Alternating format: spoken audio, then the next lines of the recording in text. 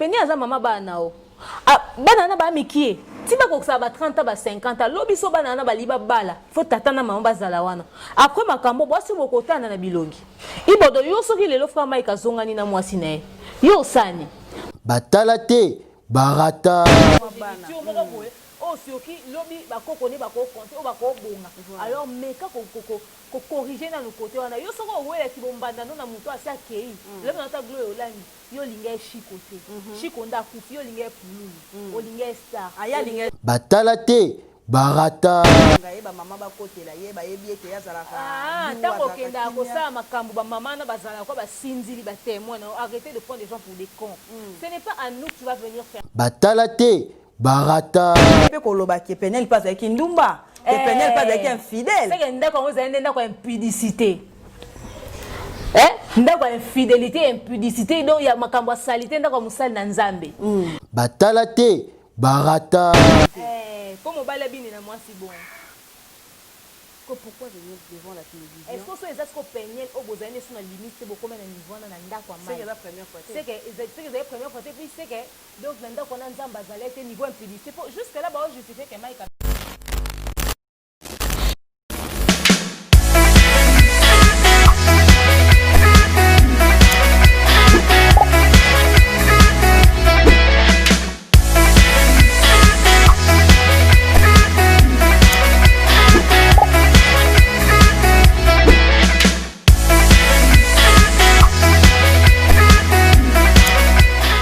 Bonsoir à tous les abonnés de Bwanga Officiel TV. Bonsoir à tous les internautes du monde entier. Très heureuse de savoir que vous êtes nombreux et surtout vous êtes branchés, scotchés sur votre chaîne devant vos postes téléviseurs pour suivre des informations, des actualités venant de Bwanga Officiel TV. Toujours ça fait plaisir de collaborer avec vous parce que ça leur a plaisir. Actualité et vraiment alors partagez massivement, abonnez-vous aussi. Donc abonnez-vous sur Bwanga Officiel TV. Alors nous on est là parce que tous autres continuent à Koloba. Donc période on a évité janvier en haut. So nzamba zo tinda biso nini azo mema biso wapi tous autres continuent à Koloba parce que makambo zo bima du jour au jour makambo donc ezo bima les autres bota lokola nguba lokola mai d'habiter vraiment donc naza short nanga moi je pense qu'elle va peu bien dans tant la communauté mais dans tant la combo ya chaîne na ye Central Buzz TV voilà so natanya ngo bien Central Buzz TV tous la demeure niangi donc mais un peu consolé par rapport à la situation aux leka par rapport à makambo ezo leka na ba vie sociale ya bato na ba vie ya bato parce que toi le belon raté ma vie internet parce que l'internet tu vas pour expliquer bato mais le makambo ezo leka na ba vie ya bato. Parlons de la femme. Il y a deux femmes à Busso. Papa a Busso, a Busso pour le chico. Mais bah, il y a Koufi, tu te permets d'aller à la TV, aux Senga Bambon, pas ma olive, aux silica, aux lobela bambanda, aux lignités banana, aux poussa, na baye babang. Vraiment. Est-ce que tu as besoin d'un moment où, pour nous, même pas une semaine, na kasi à ma belle. Vraiment, tout me par rapport à ça avec mon invité. Parlons aussi par rapport à ma camp où il y a Cédric qui borde. Natangano commence pour YouTube puis bordongo. Pour se permettre devant la télévision, devant les mondes. Parce que YouTube est le monde tout entier. Melandra biso. C'est permettre le bako bima. Au couchant à moitié à frère Nayo. Frère no Adam au sali à Nzambe. Frère Mike Kalamai, mais lui a pasteur, il a passé, il a sonné. Frère pasteur Moïse Mbi également. Tout le monde a Eliane Wana Azotikate. Le lot qu'on a lundi ba audio mon raso lo bazo finga comme pas possible. Adi muta ko c'était il était à Roleka à Koloba ko Silika. Vraiment il a sonné, il a passé. Où allons-nous dans ce monde to éviter ce to comme la fin du monde, celui to comme na sou kanza balingaya. Vraiment il a passé. Je suis avec deux mères candidats aussi quoi nous c'est binoto mais un peu quoi analyser naé ensemble, to mais un peu ko solanaï ensemble. Avant à côté na pèse d'abord un grand merci à Papi Itcheli le potentiel de Montréal pays. Papi Itcheli le potentiel. Un grand merci comme ça à le seul patron suisse, lui c'est mon papa. Bijou les le seul patron suisse. Un grand merci également à Mimi Ndoumé, à Mimi Interbecker, Mimi Ndoumé, je t'aime beaucoup, donc continue à Bongo. Alors, garçon de disque, Claude Luc Bakweno, l'homme de jugement, merci beaucoup également. Et aussi à Nadine Ewin de l'original, il y a Tonton Bat Chitenge. Mon caméraman, je l'ai invité à Bonjour madame. Bonjour ma chérie, bonjour abonné sur Abwanga officiel. En tout cas, bon s'abonner belé rapidement. Banda dernière fois on a qui a la moni mambotemba.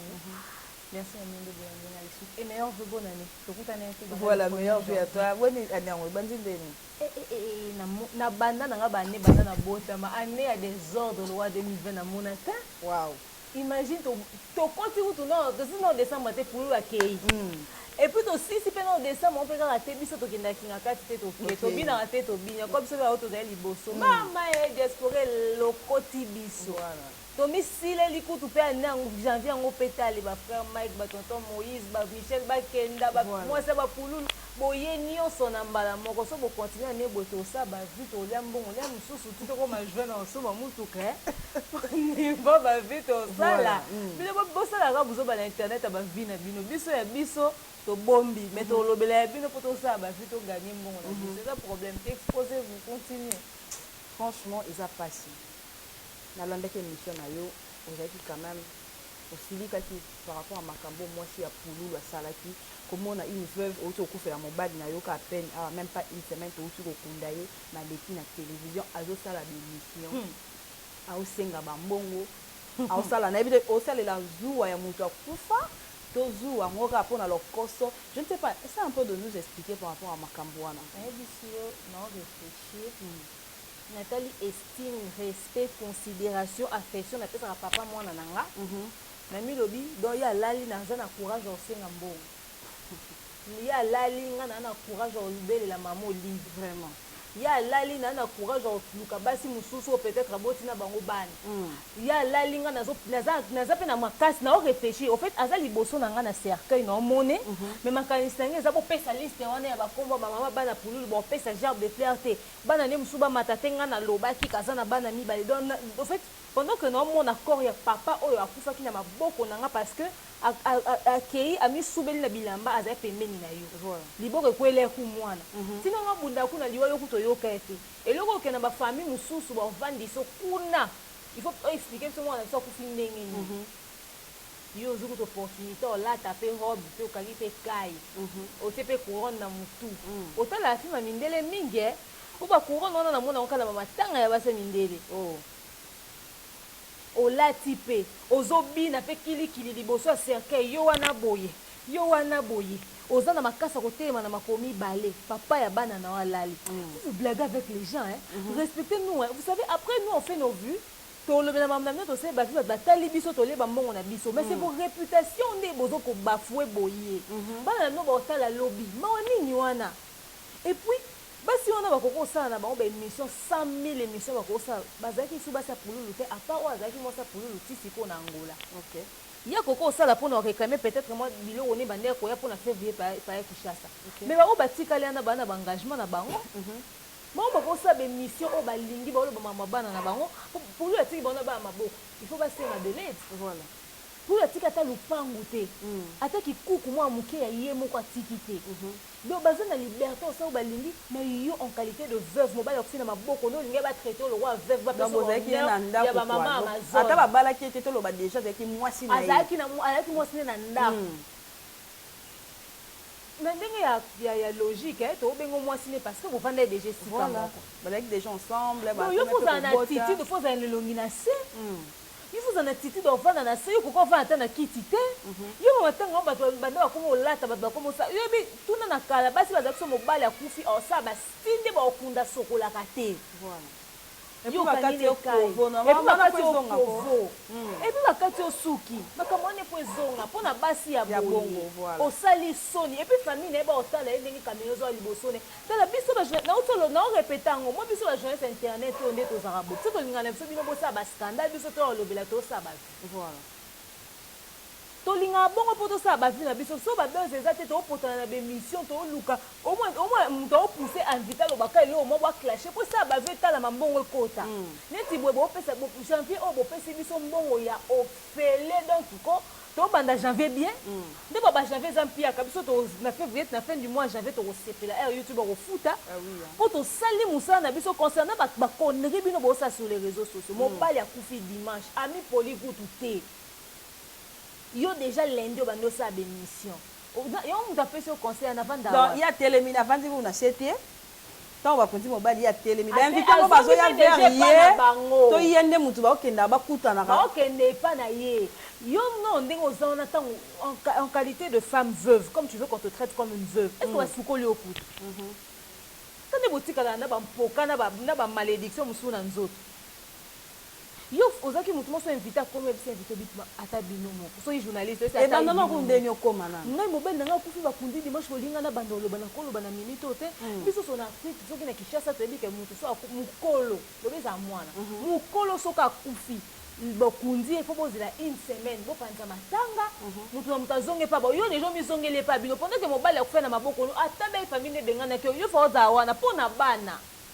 oke koloba na bemission oyo bato mosusu bana mosusu bakoseli pululu yo osalisi test ADN yo oza fami ya pululu tika fami ya pululu elobake makambo akoseli pululu bana ye mo atangela basi ne nyonso kaza na bana 10 yo oza nani mpo ke koreduire nombre ya bana mosusu osanga mpe mama olive sombelanga lupango mama olive mpa tika okunda bino kasi aza elo mosusu asala na mbongo te donc ye faka azwa mbongo na ye alongo asombela yo lupango soki asali yango na okamwa yo oza capable otekisa ata abi lupango eza ya bana pulu bizi oko otekisa lupango mpo ozwa mbongo wamutani te taka abi babi aozonga aosa bambandane wana basi mosu apulu aba bomoni bacontribution so eza na maboko na ngai yango osaki ya mbongo yango wow donc ye azalaki asepeli toloba ndenge pulu bambongo enveloppe bayo opesa wana nio bato bopesi ye mbongo enveloppe wani kaka mpo mobali akufe na maboko ni mpe bopesa motu mwa théâtre ata papa masumu aza responsable comme ça bozwa mbongo nyonso bokabolela bana wana bokabolela bana wana nyonso pulu atiki bana kaka na mwasi moko te fallait pas bopesa ye mbongo ya contribution yo oza nani yo bakee kopesa yo basomba yo lupango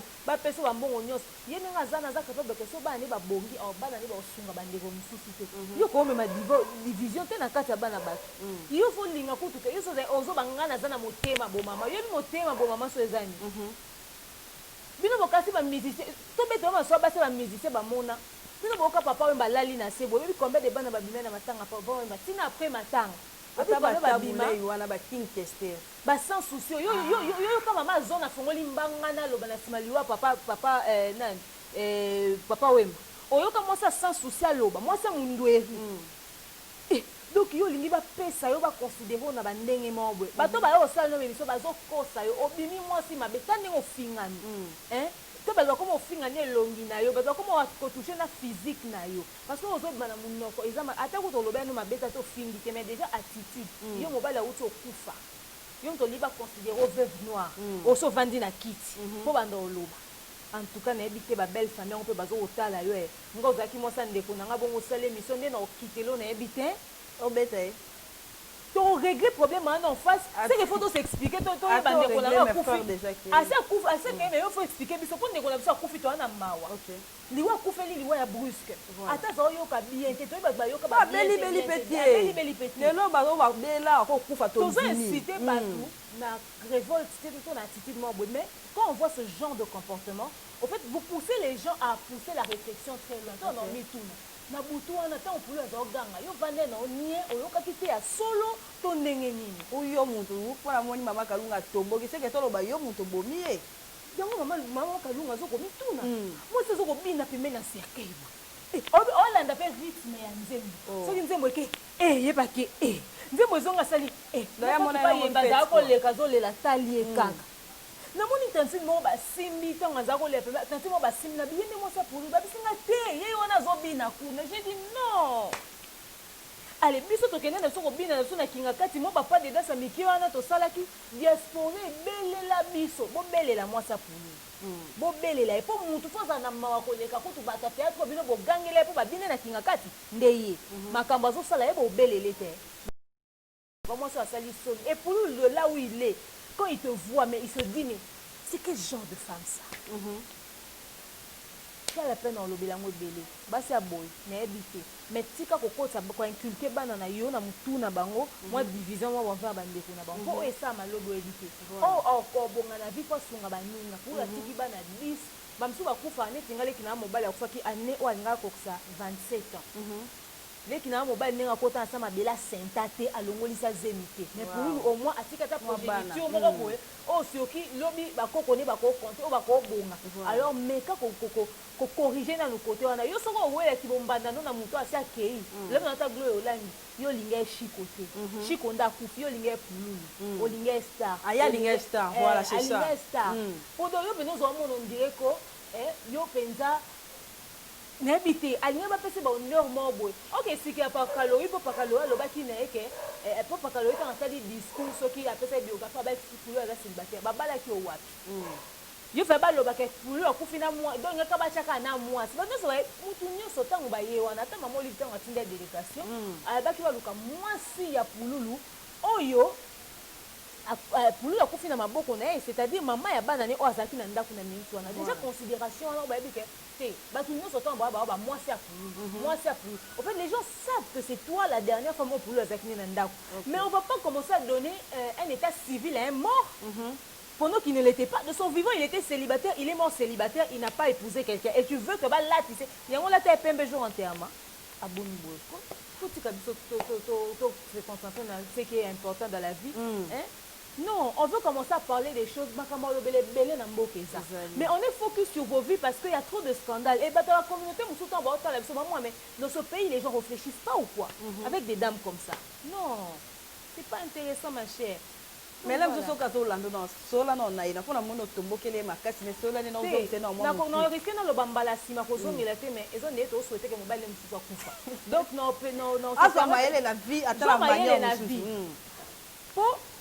Oh bato ba moni ya yo ata bato azaki na intention otala muté mama o akufeli bantu yo kuna maboko na tika na bana to sunga olongoli bato mawa wana et puis même muto na besoin sungo ya ne souté ah yes souté na timi c'est que oza muto intérêt donc na munoko no kaka mamo live mamo yo ba so ba veva na musutu na bon mamo live apesa bango combien oyo kanti ke fait ba pesa peut-être même elle regrette de s'être déplacée pour venir assister mutumo à un comportement parce que on a vraiment séparation donc yo sangisi batouté na minute on a soko lela kina basi nyonso o ba pesa mobali no mama kila c'est-à-dire ba pesa mobali no bana bo sangana ki bino so uni bo leli pululu wana elinga sala neti nini pour asi akufine donc na minute ato sali ki bombando sali ba ngana za kina pululu nga ato sali ki nga wapi ye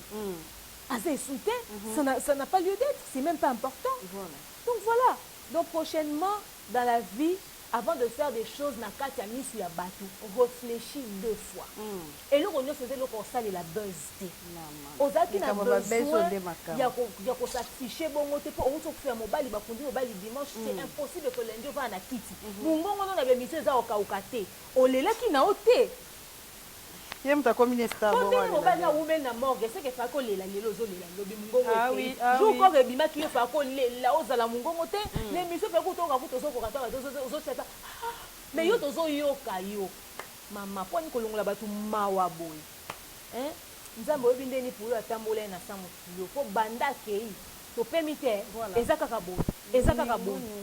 kabo to longwana o babukata ki na bata théâtre mabe to kende mambo kinga kati mabe to komi na mwasi na ezo bina na premier cercle mabe to komi na mwasi a telemi émission non molimo ne pe manakinya. Voilà, merci beaucoup. Demain nyangi to longwana mamba mwasi a pululu ko mokilo na ebite bato so mité comme na ona makolo komi na mutu. Mais après parlons un peu de nos pasteurs, de nos frères en Christ. Pour bango pe lisusu ba komi na ebite so ba mbeyambe nzabali mbisaka les comment on touche pas mais ouais les loin de dire en gros ba osala soni ba osala makambo ya bien fait to banzi na dossier no ya frère na bicho Michel comment ça se nomme Bakenda mosala nzambe to yendo akombo moko Yesu na ebite po batu bazaki wana po oyembela Eric Mandala dans ces riz qui mandala alors comment il va dans je ne sais pas dans sa boss au yembi peut en plus au côté dans sa bourgeois un frère nous ayembe la nzambe est-ce que atiwana va être quand même bien pour le na moni na page na té c'était na nani na WhatsApp na yabi na moni net li felo 2000 déjà na Congo déjà ya ba congolais Je ne sais pas, parce qu'il y a des gens, comme on a dit, tu as salé à mon action, ma bébé, mais quand même, au moment où ma bébé, selon eux. Bon, au fait, le problème aussi, c'est quoi? C'est qu'on doit tenir compte de l'image que nous donnons aux gens et de ce que nous sommes publiquement. Voilà. Il pouvait chanter dans sa bosse, dans sa bourgeois, si c'est pas filmé. Il n'est pas en cachette, du moins que tout le monde était tombé sur ma baba. Ah oui. Netinga, personnellement, ça ne me dérange pas. Pour moi, il y a une ambiance, il y a qui a animé, mais après, on n'a pas tous la même façon de voir les choses. Et comme tu l'as dit, Yoye Belara, Nzambe. Aux appels à Banzembo, louange na adoration, à Seben. Oh, bah, koko bina. Neti Banzembo tobe ya dena wana. Elombe na biso ya biso to yembe liyo Nzembo wana bini ça déjà par exemple. Banzembo ko bini c'est ça. Michel Koutou kota ko bini ça wana ye. Banana ou mais c'est qu'on a c'est Nzembo bini. Voilà. Mais est-ce qu'il fallait déborder? On est comme on dit ça qui lèche botte. Et c'est comme si qui matolo. Justement, c'est le mot que je cherche. Voilà. Ils ont dit aux ça matolo. Ils ont dit aux voir comme un bangako. Mais oui. Et puis surtout d'être moutassé qui présente le bac mbongo moutelo bisio bongo nde yembisio bongo. Babamba qui mbongo aux hommes. Donc bateau ba bourgeois au ba ici ba comme pour soutenir na ba œuvre en exemple pour baza qui fait un concert à Moïse il y a Shark Club. Donc baza pour soutenir ba chrétien mais ce que ba chrétien ba ko maintenir nini wana te donc ba linga ba ça pour non sépelisalité ma ba wana écoutez ces gens là viennent vers vous pour ce que vous êtes. Donc ils doivent respecter votre statut. Ayaka lukayo ayebi ke Michel bakende mela nzambe yembela nzambe bande tina suka o changer maloba nzembo note po o sepesa monsieur Eric Mandala to Abed Achou. Non, yo za JBT. Bayebi ke yo yembela nzambe otanga bakombo bakite donc o yembela nzambe otanga bango ti. C'est comme ça que les choses au fait doivent se passer. Ces gens-là doivent nous respecter. Ils ne nous respectent plus parce que tozo lenga bango na bandenge moko boye. Respecte la personne pour ce qu'il est mais ne déborde pas. La place de Dieu est où? La Bible dit là où 2 ou 3 sont réunis en mon nom, je suis là. C'était au nom de Dieu au fait. Mais en ce moment-là, Dieu n'était plus présent dans ta chose au fait. Pourquoi quand les gens vous font des remarques, beaucoup d'une manière attaque, d'une manière personnelle, etc. etc. Mutu moko na ba scandale sur homme de Dieu oyo ezoleka o ngai nazo respecter œuvre na épée humilité na eza l'autre lomo. Okay. Le gars, il a dit l'histoire de ses jours de mort, on lui a fait la reproche, il est venu, quand il parlait, on voit qu'il était abattu. Voilà. Il a demandé pardon. Qu'est-ce que ça vous coûte d'être humble au lieu de mettre des clashs sur vos statuts? Mais vous nous prenez pour qui au fait? Mais après, vous ça n'a que considération dans le sens où ça nous est diminué. Déjà, moi, il y a un baka sur Moïse, il y a chaque club, il y a un podium. Déjà, c'est le recommandé, il faut servir de leçon. On est parfait. On a aussi des erreurs et des défauts. On a des faiblesses, on a mais avec beaucoup de recul, on dit, bon, ton meka ko bimisaka image moko boy to pesaka keloko moko boy pour que couvrir à ta erreur na biso na imperfection na biso. Voilà. Mais ça ne change pas les défauts que nous avons. On a babino bona tiro ba mulaiti na makolo te quand même. Na ba chene ça ma. C'est ça. Mais au fait, je me dis, bon, mais quand même, ils allaient à l'icoloté. Et soukata awa, pour ne pas que ça choque certaines personnes, pour voir à Maboué, ils allaient en ango. Vous voyez? Donc, on essaie de faire le juste milieu. Le juste milieu pour ne pas que les gens soient choqués. Mais ça, c'est ce que vous ne faites pas. Pour ça, Michel, est-ce que tu étais obligé de chanter na kombo ya Eric Mandala? Non, c'est tout. C'est tout. Babo c'est Eric Mandala, on se voit quand bango biso la chroniqueuse au monde entier. Oh, biso ko to makambo. Biso to tanga bino kiliki na ba bela kinga kati za mukie donc ko yinda. Na biso na ko tsara ta logo a chaîne, na to ba logo la fait Abed Achou. Voilà, Eric Mandala Abed Achou. Biso ko sumu ki sa mutela nzambe na bato. Ole bo ya biso to tia bino comme partenaire comme sponsor comme. C'est ça. Ato pese ngambala moko na ko tsara ta ya 1 mois. Voilà. Non. Vraiment, c'est triste. Hein? C'est triste, moi, c'est triste, c'est comme le roi comédie. Mais franchement, ils sont tristes. On s'ennuie pas au Congo. On s'ennuie pas au Congo. On s'ennuie pas dans la bêtise. On s'ennuie pas, mais trop de bêtises au fait. Heureusement qu'ils en ont lingala. Mon collègue en français, on va me dire, oh, quel peuple.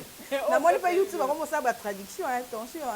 Moi, la première émission dans la lingala, mais oui aotango na ba français na c'est se wana photo ça keba OK ba makasi Demer Miangi je pense que hier on était tous surpris de voir le petit frère de Mike Kalambai poser le temps à l'obaki à Dimana Peniel. Toya m'a mis l'émission Peniel à Sala qui met tout le bien le commandant.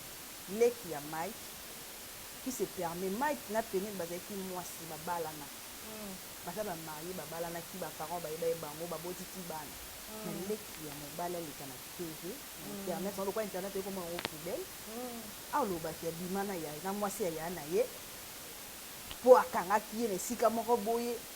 C'est un peu de nous expliquer. Le King Abag le son doit bien se saluer Chimène a vous dit les coups quoi toi ma meilleure moi c'est ma Déborah Kamanda si il écoute ça qui vidéo na ça que la chaîne en tout cas salutations à tonton Fredé Tumba le barba papa tonton Pene Papi Ngolo Babosa et bébé aussi ton adonna boya obeta tout pe na centrale de Congo télévision j'espère que na ça qui l'émission on a lobelé maman moi na nyonso na lokwa ana loba qui fait vraiment na pe ça fait avis na awa n'est-ce pas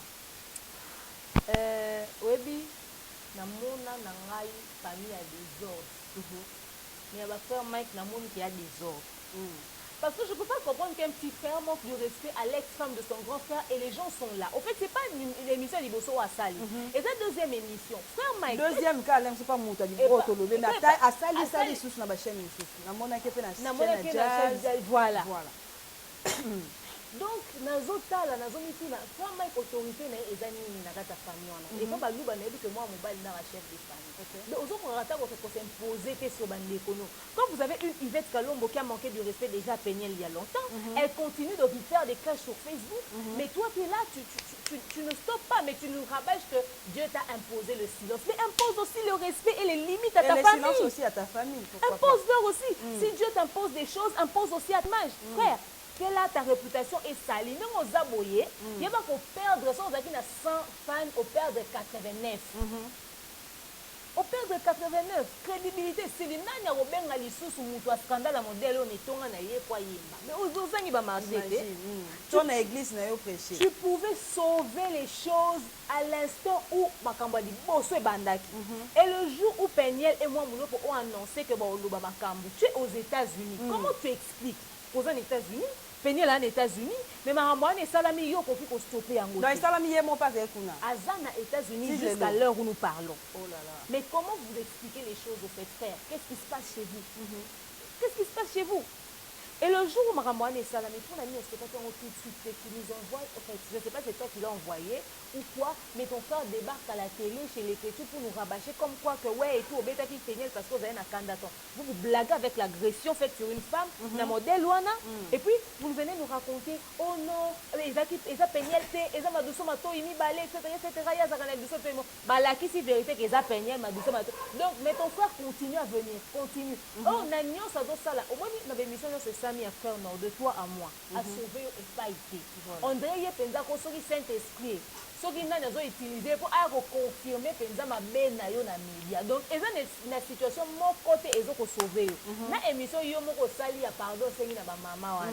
Et sauver au contraire et enfoncer. Donc nous sommes bozo sala mais comme c'est dès qui pardon ta sengende batuba sungaye ba maman ba côté là ye ba yebi ke ya zalaka. Ah, tant que kenda ko sa makambo ba maman na bazala ko ba sinzili ba témoin. Arrêtez de prendre des gens pour des cons. Ce n'est pas à nous que tu vas venir faire ça. Trouve Peniel. Voilà. Beaucoup t'en avons solo là, régler le problème à l'amiable. Aux qui mouvement par stopper l'histoire. Autant comme à niveau là qui m'a vendu sans autres qui me bali au exposé dans les réseaux sociaux na kit y a les ketchup pour dire qu'abimana moi si on sait qu'il y a un niveau de manque de respect mais qu'il n'y a plus de limite dans votre famille. Ça c'est un débordement. Ça c'est pas la coupe d'eau qui a débordé, c'est pas une goutte d'eau dans le vase mais c'est une citerne mais vous fichez de qui. Et nous tous nous sommes en train de voir à quel point c'est vous qui êtes mauvais. On dirait nous avons besoin de mettre à une situation moins bonne. Si vous avez Ibodo, ceux qui ont bimana Peniel, mais c'est que vous avez respecté grand frère noté, c'est que mes missions non sont ça là, ils ont fait pour humilier Mike. Voilà. Ils ont coûté pour Osani, ils ont pour humilier Mike. Pour Peniel na zane fille pour toi ça va dire que kuna na États-Unis akutana na ba David ça la ne ba vie na ye. Pour ceux qui pena yo bimana moi ça ya no za mo ça na nzambe c'est que na ndako na nzamba zalete. Voilà. Niveau Impudicité ça quand il est là. Écoute, tous à la non, tous à non bassi. faut toyebi biso nyonso tosala makambo yango ndenge tomona video wana mpo wana eza pure mensonge nde tomona video wana tomona ke mwasi na mobali vraimen oyo bamesana donc baza na limite lisusu te mpo mobali abini na mwasi bon pourquoi venir devant la télévision? Est-ce que c'est ça que Peniel au besoin de son limite c'est beaucoup mais niveau na nda kwa mai. C'est la première fois. C'est que la première fois puis c'est que donc nda kwa nzamba zalete niveau impudicité pour jusque là ba justifier que mai kabeta Peniel. Maintenant nous ba lo ba biso te que azalé infidèle te. Makamba irresponsabilité ba lo belango te. On n'a pas seulement accusé Mike d'avoir agressé Peniel, on l'a accusé d'infidélité, il est sorti avec les sœurs de Peniel, ça vous dites pas. Boyaka ko bata bana sima eloko boyeloko bo. Mais so Peniel nga bimé, yo pena ibodone, bité tu réfléchis par où, en fait ton cerveau est en bas, en haut, c'est où?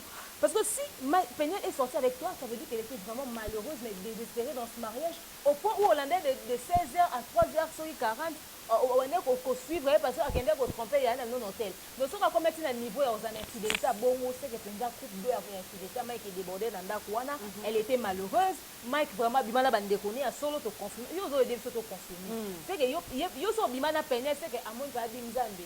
Oui, il bodo to saka bunel manana yo boa makila moko boa famille moko Mike azotanga mal à l'aise na ko kananga te abina ba Yvette alongo se ba Yvette bazemi abina bandeko nanga abina ba Joël don na kokite to bananga na yo. C'est que ça va désespérer niveau désespoir ya Peniel est comme vraiment plus bas. Et si qu'on se qui bino na famille na na bino bo saka na Peniel na niveau na c'est-à-dire il y a na bimina bandeko nyoso Peniel après yo bimana ye c'est que bino faut pas kangisa bino. Vous avez famille normale, comment c'est vous savez que vous avez boyé, vous savez que boyé, c'est que bino attends Peniel dans un vendeur comme ça n'importe quel organisme qui s'occupe des droits de la femme peut vous faire arrêter. Et vous venez dire ça dans les médias. Oui, je me demande mais tu n'as pas étudié, tu n'es pas passé sur le banc de l'école, tu réfléchis mais tu m'as dégoûté mais t'es ouf mon frère, je te jure. Et frère Mike est là assis. Ne dis rien. Il ne sait même pas récupérer la situation. Quand Dieu veut faire quelque chose dans la vie de quelqu'un, il le fait vraiment. C'est triste, hein. Je me demande, tondimela batuna banzeng bazoyemba, tondimela batuna otozomona. Il y a des gens qui m'ont appelé quand Peniel a fait l'émission. Pour me dire, demeure, en tout cas, boza mabé, tout ça, bozo condamné Mike, ça n'a pas Peniel qui vous dit pourquoi Kalakala n'a lobate. J'ai compris que Peniel a dit la vérité. Au moment où j'ai vu que Peniel a fait l'émission Moko, quand il voit l'agitation, il dit la première fois, il va être un Ningana. Il va être un Ningana. Frère Mike a aussi un. Et surtout, même frère Mike, ce n'était pas les moments. Parce que ma monnaie, c'est qui n'a nouveau. Il fallait tika. Et puis, pardon, vous avez qui pardonné.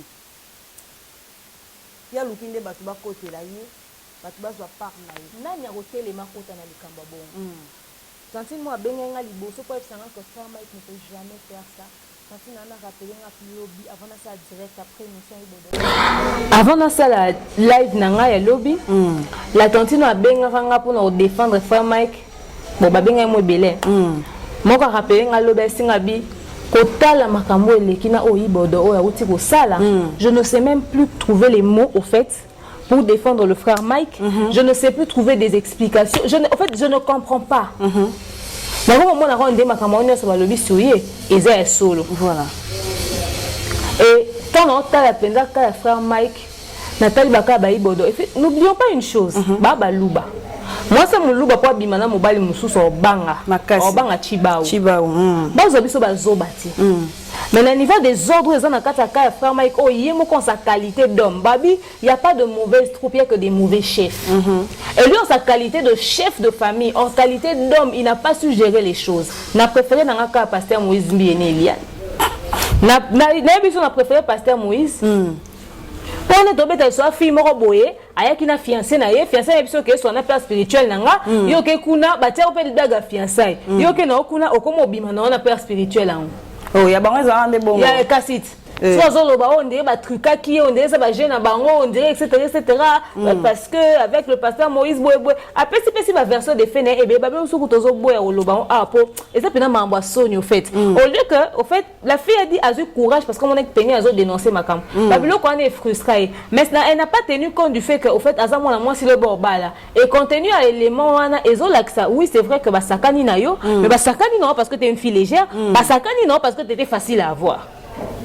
mais to dénoncer bablo ko ni bablo malamu te ba ka bongo ko koma na basali na nzambe te ba ta cité bete ba benga bazolo ba ke ba conseiller pasteur Moïse Mbi et makam.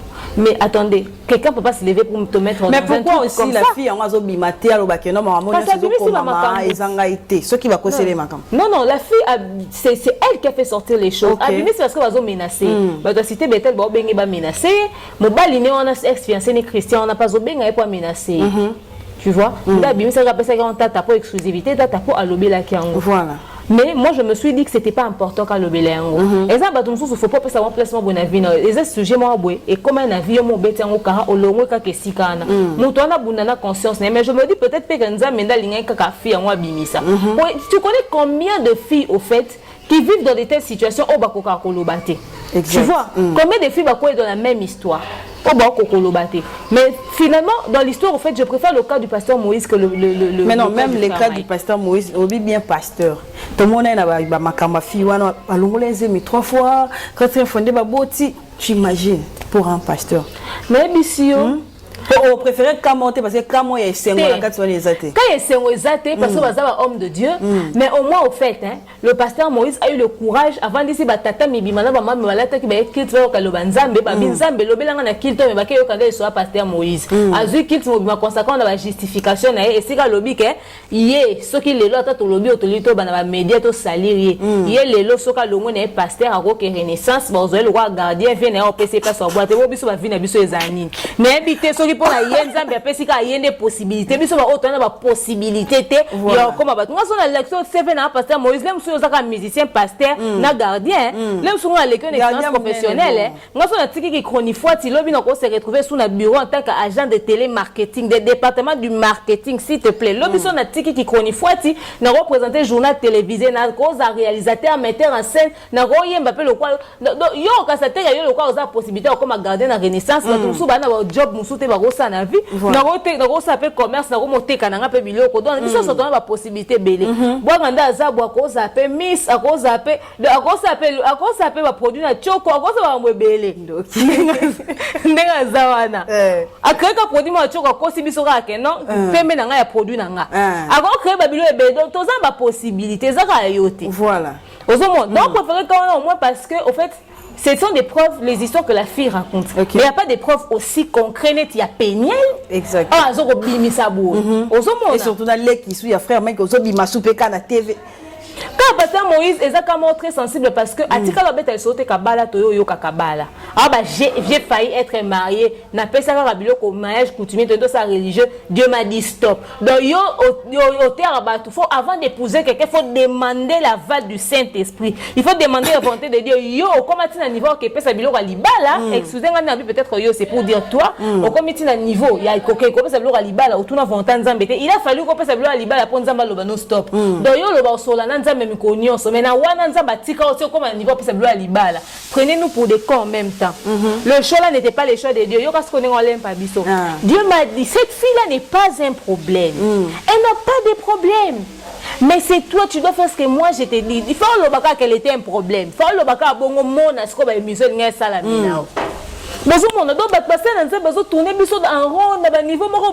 quand les choses sont aussi concrètes, quand les choses sont aussi claires, quand nous voulons venir en parler et dénoncer, on nous remet des versets. Oh, vous parlez comme ça des noms de Dieu. Ne touchez pas mes ouins. Ne touchez pas mes ouins. Dieu dit, David, l'homme c'est l'homme en cœur.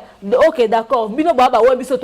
C'est bon, on l'accepte. C'est que l'homme aura sémé, il moissonnera. Ah oui, hein. On a des choses s'arrêter. Wana botangela biso ngote botanga ka ba verset ozo défendre bino. Non, il faut bon changer. Na ba pasteur Moïse ni ka yonde batan aba Kongo nazo ye bato ezamboka nyoso to ke bamboka biso ba biso bien biso aso batali biso to négliger be na babi bango ba mi be héros biso to négliger bango to limito salir bango. En fait, pasteur Moïse j'aime beaucoup sa parole, sa musique, tu fais bien tes trucs. Mais au fait hein, il y a apparemment yo au fait combat na yo au faut combattre ça pour orgueil. Apparemment, quand tu parles, on a l'impression que tu penses être top, en fait. Que bah, tu ne pas assez. Quand on s'appelle l'écolo, papa, position na kata mukilo nzambenda yebi. Les mususu peut-être mutumo yozo ko négliger. Les musiciens profanes à l'équipe à la place na mutema nzambe. Oyebite. C'est parce que tu te tiens devant toute une église, parce que tu es pasteur, que tu vas commencer à rabaisser les autres, etc. etc. Et puis, les fidèles aussi sont là, oui, amen, etc. etc. Mais nous, les fidèles de fond, on est mais dingues, quoi. Non, il ne faut pas laisser quelqu'un qui vous diminue, qui vous rabaisse dans ses dires, et vous êtes en train d'applaudir. Oh, pourquoi il va vous rabaisser? Il est qui pour vous rabaisser, au fait? C'est pas parce qu'il est juste pasteur qui prêche qui va se permettre de vous rabaisser, puis vous êtes là, vous dites amen. Non, oh, non, ce sont des manapis, non, et zalapé bongo. Non, qu'il donne sa version des faits, qu'il parle, qu'il prêche, mais il n'a pas le droit de vous rabaisser. Oh, moi, oh, quand, oh, je suis, oh, nanani, oh, nanana. Mais c'est quoi ce Mathieu vu à la con? Non. Quand on a nyonso, mais tellement sensible que je préfère même pas rester sur le cas du pasteur Moïse. Parce que la première fois, on a ça là, émission sur le concert du pasteur Moïse dans Rotana, les gens sont, non, plutôt dans Shark Club, les gens m'ont appelé, tout ça. Donc, tu as dit Diablo que je salue en passant. Au demeure, tu vois, tu as dit des choses, nanana. Ok, c'est bon. Lui, je le laisse. Que l'affaire de Eliane continue. Si d'autres preuves sortent, on va venir en parler. Revenons au cas de frère Mike. Revenons à ça. Ta femme, moi, sur Beauté Libana. Problème à modèle est commis. Et là, on est au Vanda, au solo là, pour arranger à l'amiable. Voilà. Et là, combien de couples va carbone dans mon kilo? Top tout na ami dans mon ani nanda kwa jibe. Excusez-moi, maman. Ton jibe à mon ani. Maman va te faire balaner à un couple né. Mais toi, c'était comme exemple parce qu'elle est sortie aussi d'un mariage. Voilà. Vous pensez que dans le mariage, il n'y a que du rose? Non.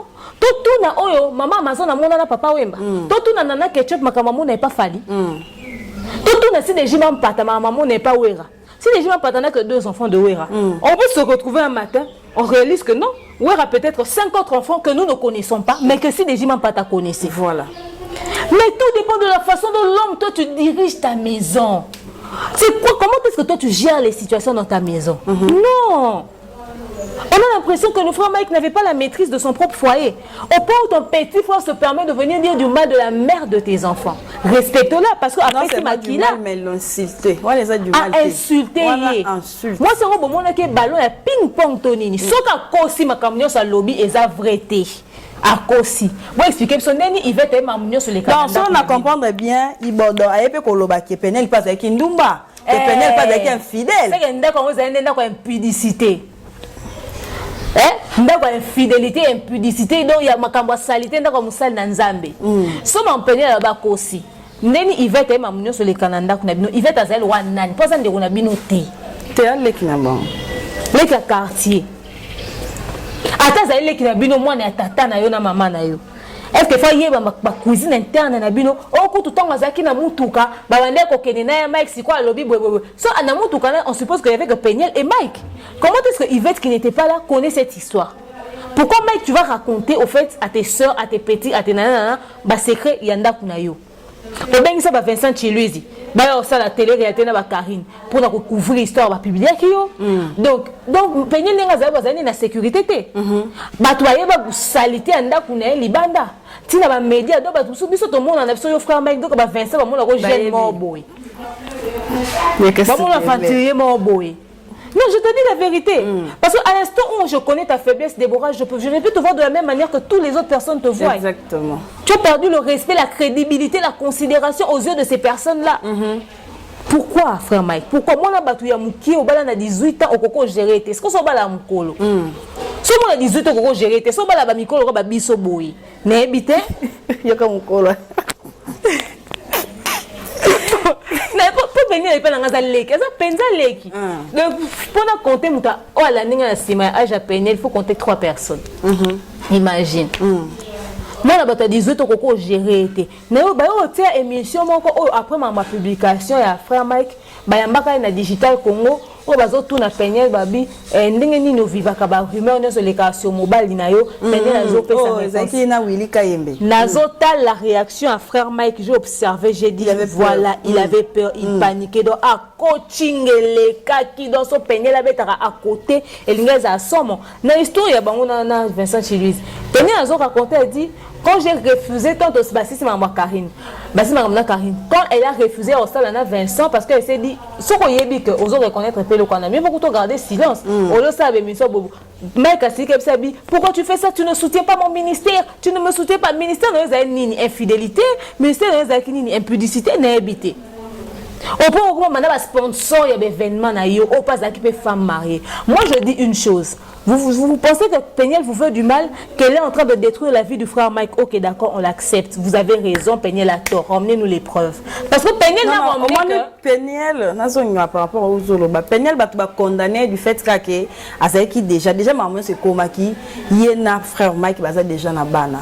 Pourquoi pas salir c'est que papa ya bana na yi. Bateau ya parce que ba image en bana pe ba oya ba kola ba. Ça c'est vrai. J'ai dit ça même quand j'ai fait l'émission chez moi sur Central Buzz Congo, j'ai dit Péniel, tu as bien fait d'avoir dénoncé. Au pessiba c'est belé au ba violence conjugale, courage ya koya ko dénoncer mama kamwana. Basi ba kufa na makamwana. Je n'en bête l'histoire dans c'est une histoire vraie et ça la mana bandal. Non, tant tout le monde bunda na mobali na ye. Bunda na butu ba sengani pardon ba yokani 4 jours après azoka ba douleur thoracique azoka ka passe ba kene l'hôpital ba garder le lendemain matin ba douleur ezo continuer pour anine ba sali ba radio so ba nini bo batala azosa hémorragie interne ba tuni mobali babi moi si azosa hémorragie interne bondeni akoya ki azoki choc mo quelqu'un mobali non atikala okoya te bazana mwana bango a 6 ans papa sima ki mwana on a 6 ans ya mobali mwana bi non maman n'est pas tombée mais c'était battu avec papa pardon. Et c'était battu avec papa le temps bas zonga ba ke kota la soit bien c'est que zaki ba choc et tout bas ça c'est comme examen approfondi ba akati mute makufi mais tata wana mais na ebité so ke soukela puis la famille wana désordre bima en hôpital moi ko na ebi histoire na bango moi si ti le ça na mort ça fait 3 mois mobali kama baba ku ya robeta boye abeta moi si bana mi balé bana nde ba raconter que papa na maman ba bundaki mobali atia fuite famille bazo lukisa eti lelo et ben ça na mort ça fait 3 mois. Au monde, niveau de violence conjugale, il y a des femmes qui souffrent de ça. Moi, je connais des hommes louba qui sont doux, qui sont bien aussi avec leurs femmes. Mais nous, on applaudit le courage que Péniel a eu. Peut-être c'est tard, mais c'est l'histoire de sa vie. Ils ont partagé son expérience pour que permettre de passer dans la même situation. Non, c'est pas forcément un média.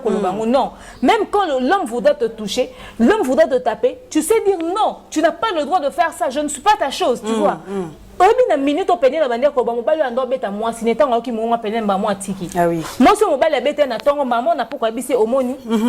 N'a exposé. Voilà. Tu vois. Mais après, je dis ceci. Péniel, c'est un choix que tu as fait. C'est un très bon choix. Ça a aidé les gens. Ça nous a permis au fait de découvrir. Peut-être que Dieu t'a utilisé pour que tu aies un vrai visage en découvrir. Au fait, moi, mon problème, c'est quoi? C'est que c'est une réalité qu'il va falloir qu'elle vive avec. Nous, on a reçu la chose. Et ça fait biso de leçon. Tout ça, moi, pour la femme de ton oncle, pareil. Aller le rembon, ça lui va vu, il va permettre que tu dénonces.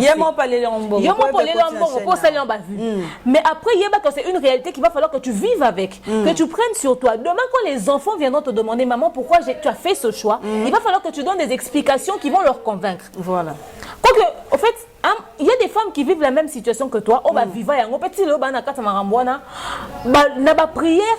Balouki ko régler problème wana. Moi je connais des femmes au fait oyo aboni maele sili mobali ya sali mabe minga bi nzambe ngande na zabo na comme na suka na kozonga na famille te po biso na coutume na biso africaine eza que ça OK libala ce chemin aller sans retour. À se confier quand na nzambe prière et problème wana sili yena mobali ba koma na harmonie ami tout na nzambe a opéra changement nini. Question on a posé qui m'a dit Péniel, est-ce que tu avais eu le temps de prier pour ton mariage? Tu as eu le temps de prier pour ton mari? Il y a de ces choses qui se combattent par la prière. Mais toi, tu as fait le choix de sortir au et au leminayo, aux humains, aux saleli, makila, nzoto, kibomoto, mais demain, si jamais, parce que les choses qu'on fait aujourd'hui peuvent avoir des conséquences, des répercussions. Si demain, cette situation venait te confronter, il va falloir que tu prennes sur toi, que tu assumes. Ne nous fais pas le coup de la femme de frère Matou Samuel. Voilà. Tu as dit des choses, après tu viens nous contredire demain. Oh non, oui, mais qu'est-ce qui sont les faits de la colère, etc.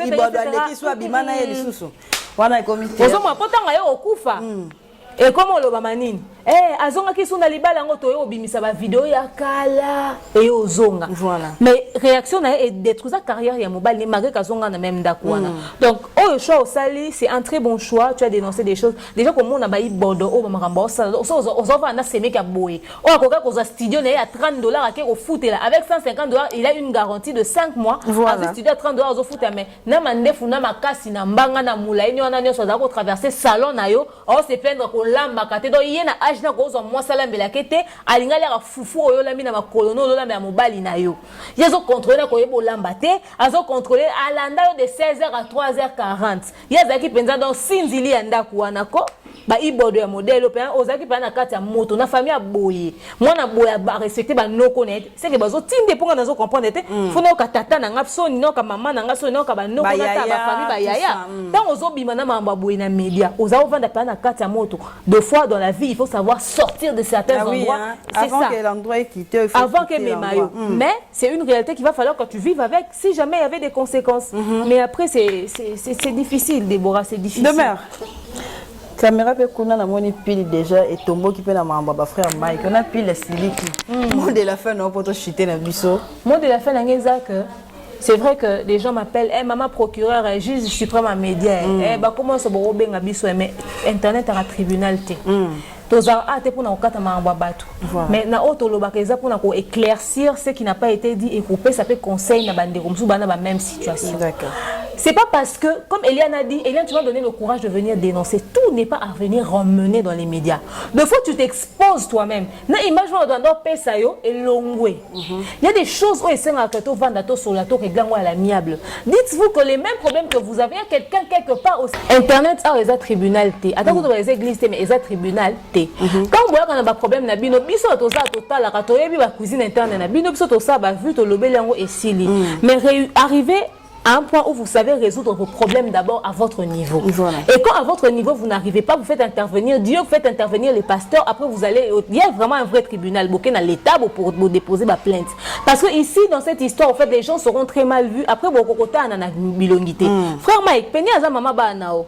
Ah, banana ba mikie. Si ba ça ba 30 ba 50 lobi so banana ba liba bala. Faut tatana mama bazala wana. Après makambo bosi bokota na bilongi. Ibodo yo soki lelo frère Mike azongani na mwasi ne. Yo sani. Ba Yvette wana nyonso. Les choix qu'on fait aujourd'hui peuvent entraîner des conséquences néfastes dans le futur. Alors faites des bons choix et prenez des bonnes décisions. Na makambo nyonso biso soto lobi bato ba bengi ba intervenir par appel. Ya malamu tozwa, ya mabeto tia de côté. Soki bomoni comportement ya ibo deza mabe, c'est bo ba conseil ni bo pesa bana na ba éducation bo pesa. Ba mama ya poto bozaka na munoko. Penye les amona ya poto, penye les amona ya poto koza moi ya poto ningo ba kolamba mabe. Koza moi ya poto ningo ba ko respecter mon balité, ça n'a rien à voir. S'il y a du mal du côté de Peniel, vous prodiguer conseil étant qu'une fille, mais nous tous nous dénonçons ce qu'elle a traversé. Voilà. Merci à vous d'avoir suivi cet élément.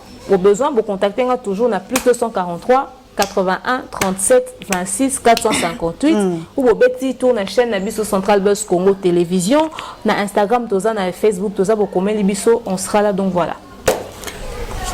Merci beaucoup, on est arrivé à la fin de cette émission. Cette vidéo a été faite par Peniel. Non, c'est la bonne vidéo. Moi, merci beaucoup. Un grand merci à Nathalie Lifoka Wonderful. Un grand merci comme ça à Igor KVD, mon pote, mon ami Igor KVD. Sans oublier garçon de disques Claude de Lukebako et nos candidats sur là qui donc un grand merci également à Montréal, tonton Mézois et Tossé. Quant à moi, je dis merci. Abonnez-vous massivement sur votre chaîne et on se retrouve au prochain numéro. Bye.